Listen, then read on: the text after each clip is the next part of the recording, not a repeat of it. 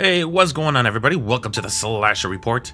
And usually I would say we have some exciting news, but this is not exciting news whatsoever. This is some sad news.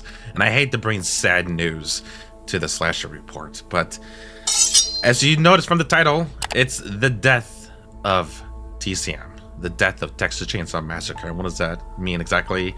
Because it seems like it's already been the death of TCM. Well, it's even worse. It's even worse now.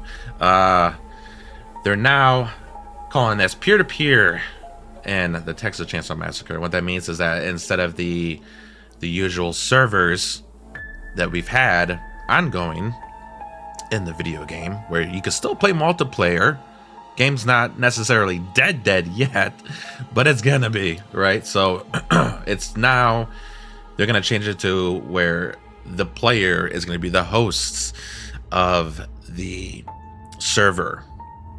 Right. So let's go ahead and read what they posted. And this is just, I don't know what to say.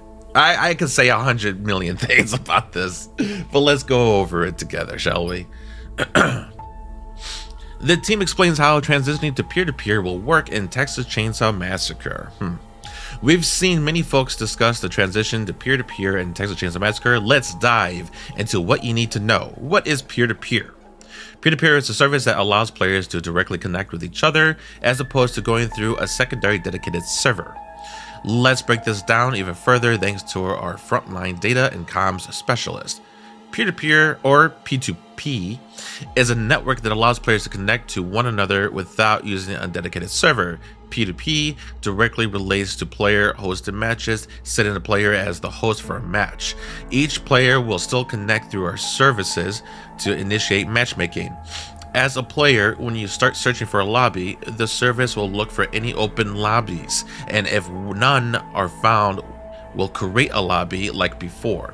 All players connecting to the lobby are checked by our services to verify access. If a host player loses connection or drops from the match, it will end. Each player will need to search to find a new lobby to continue playing. What considerations did the team take into account? Considering the nature of the gameplay for family and victim players, family players will have weighted priority as match hosts.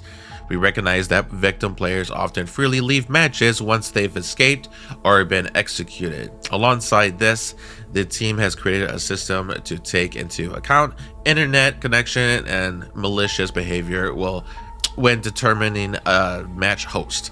This system is in place in hopes to provide smooth and stable gameplay. So what the hell does all this mean, right? So I haven't even finished my cup of coffee yet, and I just, you know what, I saw this and I was gonna post it yesterday, but yesterday was it was a bit of a day. I had a delay, postpone this content drop, so we're doing it today. But it means it's the death of TCM. That's what it means. So now it's like how Friday the 13th was at the very end of its cycle, where a player is going to be the host. So we have to join a specific player. Hopefully they have good internet connection. Hopefully you're not from East Coast to West Coast, connecting to each other, right? So you have to determine a lot of those factors. And if so, you're going to experience a lot of lag with these games. A lot of lag and a lot of disconnect. And because of the amount of percentage, I guess, that victims disconnect and whatnot in general for, leaving when they escape and whatnot, the family, which is the killer, is going to be the host for every match.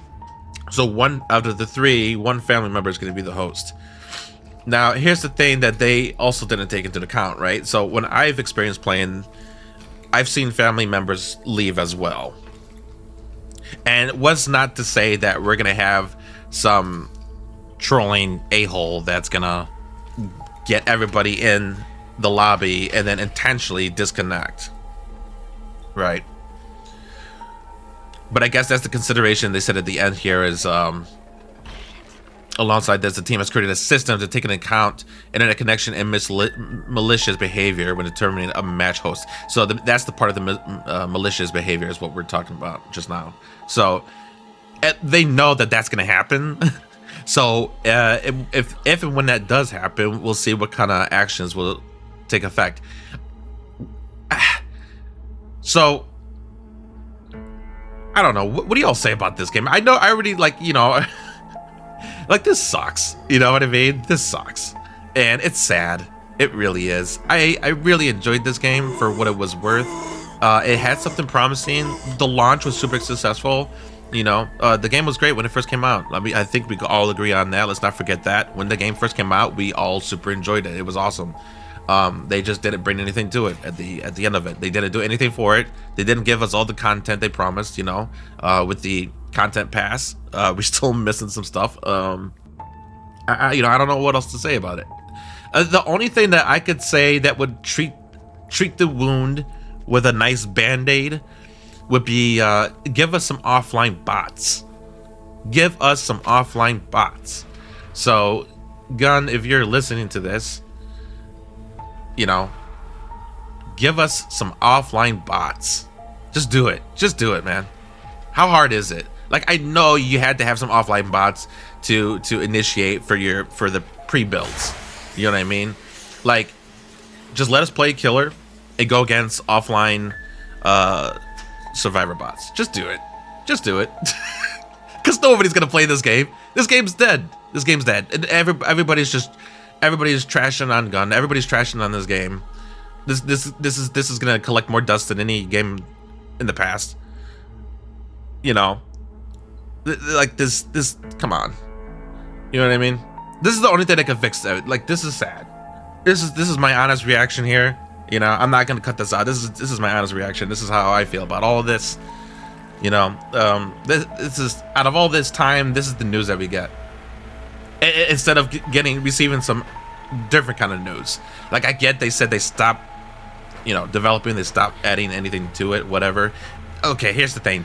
You didn't get a lawsuit for this game either, right? So you could still do this. You could still do this. Just no more excuses, right?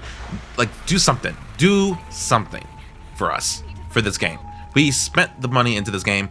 We committed to our fan base and our love to this game. We showed support for y'all. We're hurting here. You know what I mean? Y'all are helping support with the Halloween game. Halloween's gonna be the next big thing.